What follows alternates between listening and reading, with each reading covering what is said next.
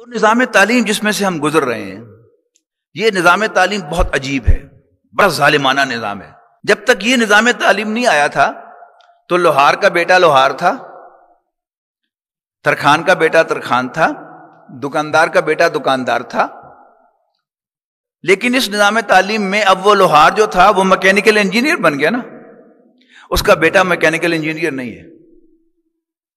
اب اسے نئے سرے سے تعلیم حاصل کر کے اور ڈگری کی مہر لگا کر اب وہ اپلائی کر سکتا ہے ایز اے میکینیکل انجینئر، لیکن وہ باپ کا وارث نہیں ہے۔ اسی طرح اس کو ایک اور اینگل سے دیکھیں کہ یہ نظام تعلیم ہمیں کیا بنا رہا ہے، ہمارے اندر نوکری کی خواہش پیدا کر رہا ہے۔ اچھا، اور وہ نوکری بھی اگر گورے کی مل جائے، یعنی ملٹیپل نیشنل کمپنی کی مل جائے تو واہ واہ واہ واہ، کیا کہنا اس کے۔ 3 سال پہلے ملتان جانا ہوا اور institute of cost and management account میں سیرت النبی پر خطاب کا موقع ملا۔ جو صاحب مجھے ڈرائیو کر کے لے کے گئے انہوں نے بڑی دلچسپ کہانی سنائی۔ انہوں نے کہا جی ایک نوجوان گریجویٹ تھا اور نوکری نہیں تھی اس کے پاس، تو کہیں گورنمنٹ سیکٹر میں پی این کی جاب ملی تو اس نے اپلائی کر دیا۔ اپلائی کیا کیونکہ وہ گریجویٹ تھا، تو اگرچہ ان کا موڈ نہیں تھا، مجبوراً انہیں نوکری دینی پڑی اس کو، اور بایو ڈیٹا لیا سارا انہوں نے۔ آخری اس میں تھا ای میل ایڈریس، تو اس نے کہا کہ نہیں میرا ای میل ایڈریس تو نہیں ہے، تو انہیں بہانے سے اس کو آؤٹ کرنا تھا۔ انہوں نے کہا کہ نا اب تو ساری کرسپونڈنس ای میل سے ہونی ہے، لہذا سوری آپ کو نوکری نہیں مل سکتی۔ وہ وہاں سے چلا پلیس آف انٹرویو سے اپنے گھر کی طرف، درمیان میں سبزی منڈی پڑتی تھی، تو اس نے دیکھا کہ ٹماٹروں کا بہت بڑا ڈھیر لگا ہوا ہے۔ اسے ایسے چلتے چلتے پوچھ لیا کہ ٹماٹر کیا بھاؤ ہے؟ پتا چلا کہ 12 روپے کلو ہے۔ مارکیٹ میں ٹماٹر 80 روپے کلو ہے، یہاں 12 روپے کلو ہے۔ اس نے جیب میں ہاتھ ڈالا، 100-150 روپے نکلے، تو اس نے اس کے ٹماٹر خرید لیے اور وہ بورا لے کر اپنے سر پہ رکھ کر گھر آیا، اور لوگوں کے دروازے کھٹکھٹا کر اس نے کہا کہ جی میں بڑے سستے ٹماٹر منڈی سے لے کے آیا ہوں، تو لینے ہیں تو لے لیں۔ مارکیٹ میں 80 روپے کلو تھا، اس نے 50 روپے کلو دیے اور ہاتھوں ہاتھ بک گئے۔ اس نے سوچا میں تو ویسے نوکری کے پیچھے پڑا ہوا ہوں۔ اس نے یہی کام کرنا شروع کر دیا، صبح سویرے منڈی میں جاتا اور سبزی خرید کر لے آتا اور اسی طرح بانٹ کے بیچ دیتا۔ اللہ نے برکت دی تو اس نے کچھ عرصے کے بعد اپنے ہی محلے میں ایک دکان کرائے پہ لے لی۔ اللہ نے برکت دی، 5 سال کے بعد اس نے دکان خرید لی۔ اللہ نے برکت دی تو 15 سال کے بعد اس نے وہ دکان ڈیمولش کر کے اس پر 3 منزلہ بلڈنگ کھڑی کر۔ انشورنس والے آ گئے کہ اس کو آگ لگ سکتی ہے، یہاں کوئی پھسل سکتا ہے، یہاں کو اوپر چڑھ کے خودکشی کر سکتا ہے۔ انہوں نے کہا پھر میں کیا کروں؟ انہوں نے کہا انشورنس کرو۔ وہ کیا ہوتی ہے بتایا؟ اچھا چلو انشورنس کر دو۔ انہوں نے بھی سارا بایو ڈیٹا لیا، آخری کالم تھا ای میل ایڈریس۔ اس نے کہا اگر میرا ای میل ایڈریس ہوتا تو پھر یہ پلازا نہیں بن سکتا تھا۔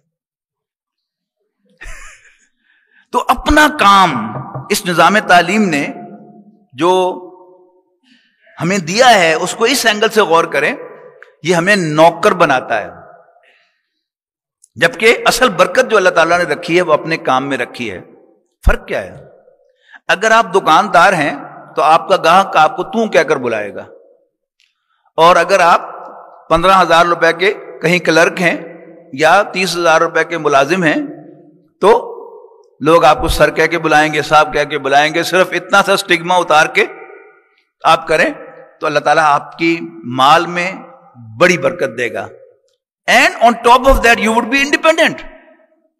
نوکری نوکری ہے، لیکن اپنا کاروبار وہ اپنا کاروبار ہے۔